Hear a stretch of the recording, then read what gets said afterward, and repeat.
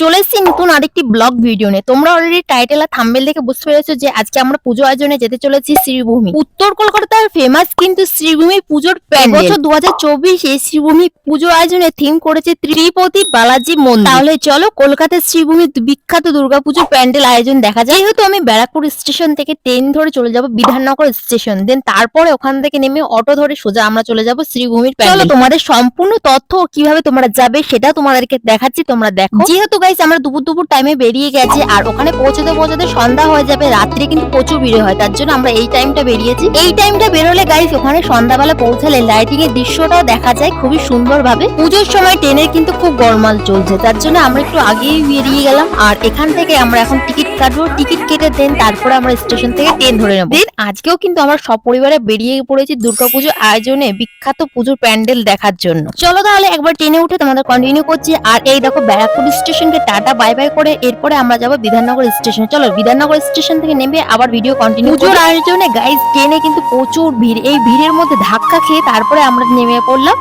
আমরা নেমে গেছি বিধাননগর স্টেশনে।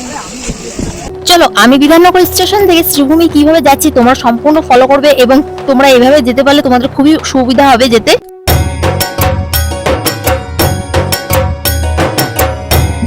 ট্রেন কিন্তু আমাদের 2 নম্বর প্ল্যাটফর্মে নামিয়ে দিয়েছে। দেন তারপরে 2 নম্বর প্ল্যাটফর্মে সোজা গেলেই কিন্তু তোমরা সাবওয়ে দেখতে পারো এবং সাবওয়ে সোজা তোমরা নেমে যাবে 1 নম্বর গেটের সামনে। এই দেখো সাবওয়ে দেখতে পাচ্ছ, এই যে সাবওয়ে থেকে নেমেই তোমরা এরকম অটো, অনেকগুলো অটো, তোমরা এই অটোই কিন্তু যাবে শ্রীভূমি প্যান্ডেলের আগে, তোমাদেরকে নামিয়ে দেবে। চলো তোমাদেরকে দেখাচ্ছি, তোমরা দেখো। অটো থেকে এখন আমরা হাঁটতে হাঁটতে সোজা যাবো শ্রীভূমি প্যান্ডেলে। তো আগে আমরা ভেবেছি শ্রীভূমি যাব, তারপর অন্যান্য প্যান্ডেল তোমাদেরকে দেখাবো। আর ওই যে অটো থেকে নেমে গেছে, এখন চলো এখন হাঁটতে হাঁটতে আগিয়ে যাই। অটো কিন্তু গাইস আমাদের নামিয়ে দিয়েছে, সামান্য আরেকটু হেঁটে হেঁটে গেলেই কিন্তু শ্রীভূমি পুরো প্যান্ডেলের লাইটিং সজ্জা দেখতে পারবে।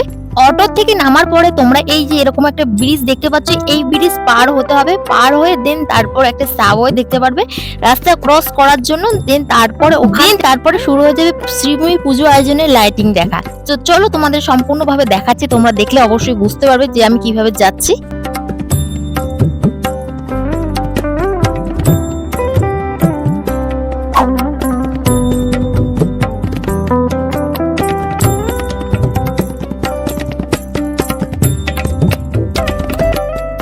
আর এই দেখো আমি ব্রিজ থেকে এখন সামনে আস্তে আস্তে দিকে নামিয়ে যাচ্ছি। আর এই দু সাইডে দেখতে পাচ্ছ কাপড় দিয়ে টানিয়ে রেখেছে, যেহেতু এর পাশ দিয়ে কিন্তু কিছুই নেই। দেন তোমরা ব্রিজ থেকে নামার পরে এই যে এরকম শ্বেত পাথরের অনেক রকমের জিনিস আছে দেখতে পারবে।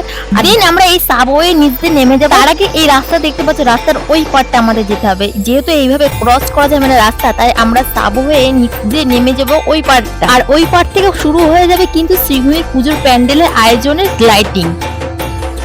চলো তাহলে সাবওয়ে নিচ দিয়ে আমরা নেমে এখন আমরা ওই পারে যাওয়া যাক। আর এই দেখো সাবওয়ে নিচ দিয়ে নেমে গেছে, আর এইদিকে ভাগ্নে দৌড়তে মানে বাইরে বেরোচ্ছে, মানে সম্পূর্ণ দেখতে পাচ্ছ সাবওয়ে পুরো পরিষ্কার ঝকঝক করছে লাইট। সাবওয়ে থেকে বেরিয়ে তোমরা কি দেখতে পারবে এই যে লাইট সজ্জা পুরো পরপর কিন্তু সোজা চলে যাবে শ্রীভূমি প্যান্ডেলের কাছে। চলো তাহলে আমরা লাইটিং দেখতে দেখতে সোজা চলে যাই 2024 সেরাতম শ্রীভূমির পুজোর প্যান্ডেলের আয়োজন দেখতে।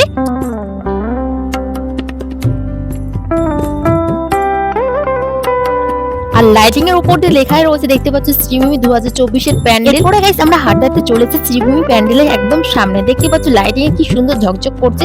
আর এটা কিন্তু প্রথম গেট শ্রীভূমির। আর এখান থেকে দাঁড়িয়ে আমরা সব একটু ছবি তুলে নিলাম। আমাদের এত সুন্দর সুন্দর ছবি দেখার জন্য আমার ফেসবুক পেজে অবশ্যই গেলে তোমরা ছবিগুলো আমার অবশ্যই দেখতে পারবে। এটা কিন্তু শ্রীভূমির লাইটিং এর প্রথম গেট, দেখতে পাচ্ছ শ্রীভূমি স্পোর্টিং 2024 এই যে রাস্তাটা দেখতে পাচ্ছ, এই রাস্তাতে সোজা গেলে কিন্তু শ্রীভূমি পুজোর আয়োজনের প্যান্ডেলটা তোমরা দেখতে পারবে। আর এই রাস্তা থেকে কিন্তু প্রচুর ভিড় শুরু হয়ে যায়, দেখতে পাচ্ছ একটু সন্ধ্যা লেগে গেছে। আর লাইটিং কিন্তু জ্বালিয়ে দিয়েছে, যেটা তোমাদেরকে বলছিলাম আমাদের কিন্তু পৌঁছাতে একটু সন্ধ্যা হয়ে যাবে। আর এই লাইটিং এ কিন্তু রাস্তা কিন্তু আলোকিত করে আরো উৎসজ্জ করে উঠেছে। আর এই লাইটিং এ কিন্তু নজর কেড়ে নিয়েছে শ্রীভূমি দুর্গাপুজোর উৎসব 2024। আর গাইস আমাদের বাড়ি যদি এখানে কাছাকাছি হতো শ্রীভূমি একদম প্যান্ডেল কাছে, তাহলে আমরা কিন্তু প্রতিদিন পুজোর প্যান্ডেলটা দেখতাম আর খুবই মজা করতাম।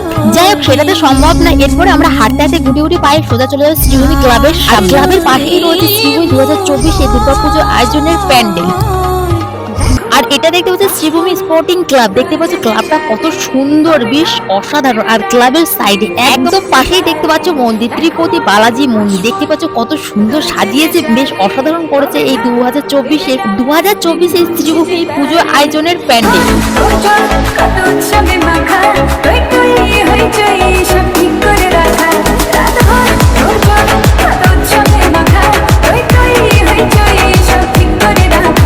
দেখতে পাচ্ছ প্রচুর ভিড় হয়ে গেছে। দেখতেই পাচ্ছ পেছনটা দেখে অনেকটা বুঝতে পারছো যে কতটা ভিড় হয়ে গেছে, ভীষণ ভিড় হয়ে গেছে। এই ভিড় ঠেলে ঠেলে আস্তে আস্তে সামনের দিকে এগিয়ে যাচ্ছি। তার আগে দেখতে পাচ্ছ রাম মন্দিরের এখানে ঢোকার একটা উদ্বোধন দিয়ে দিয়েছে। আর প্যান্ডেলের দু সাইডে দেখতে পাচ্ছ রামের ছবি। দেখতেই পাচ্ছ নতুন কি যে উদ্বোধন হয়েছে রাম মন্দির, সেটাই কিন্তু এখানে তুলে ধরেছে। চলো গাইস, তাহলে আস্তে আস্তে ভিড় ঠেলে ভেতরের দিকে যাওয়া যাক। ভেতরে প্রতিমাটা কত সুন্দর করেছে সেটা তোমাদেরকে দেখ। আর দেখো ক্যামেরাটা কিন্তু অন করেছে, আর বাইরে কিন্তু প্রচুর ভিড়। এই ভিড় ঠেলেই কিন্তু আমরা চলে যাচ্ছি কিন্তু মায়ের প্রতিমার মণ্ডপের দিকে।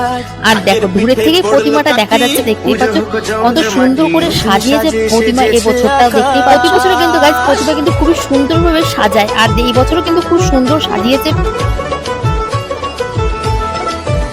তাছাড়া প্যান্ডেলের ভেতর সাইড গুলো দেখো কত সুন্দর করে সাজিয়েছে। আর এখানে ঝাড়বাতিটা দেখতে পাচ্ছ, বেশ অসাধারণ লাগছে ঝাড়বাতিটা। ঢাকের পিঠে পড়লো কাঁধে, পুজো হোক জমজমাটে, নতুন সাজে সেজেছে আকাশ। সাজানো বরণডালা, আকাশে মেঘের ভেলা, চলছে ধুনুচিনা। আসলার ঘন্টা বাজে, এলো না নতুন দেন এই ভিড়ের মধ্যে কিন্তু আমরা কয়েকটা ছবি তুলে নিলাম। দেন তারপরে এখান থেকে ভিড় ঠেলে এখন আমরা বাইরের দিকে যাচ্ছি, কারণ ভেতরটা প্রচুর ভিড়। এই ভিড়ের মধ্যে আর দাঁড়ানো যাচ্ছে না। চলো এখন আস্তে আস্তে বাইরের দিকে বেরিয়ে যাই। তোমরা যদি শ্রীভূমি প্যান্ডেল দেখতে আসো তাহলে অবশ্যই তোমরা সকাল সকাল আসবে, কারণ একটু সন্ধ্যা হওয়ার পরে কিন্তু প্রচুর ভিড় হয়ে যায়, পা ফেলার একদম জায়গা হয় না, প্রচন্ড বেলে বেলে ভিড় হয়ে যায়, ব্যাপার হয়ে যায়। যাই হোক গাইস, এরপরে আমরা এখান থেকে বেরিয়ে যাই।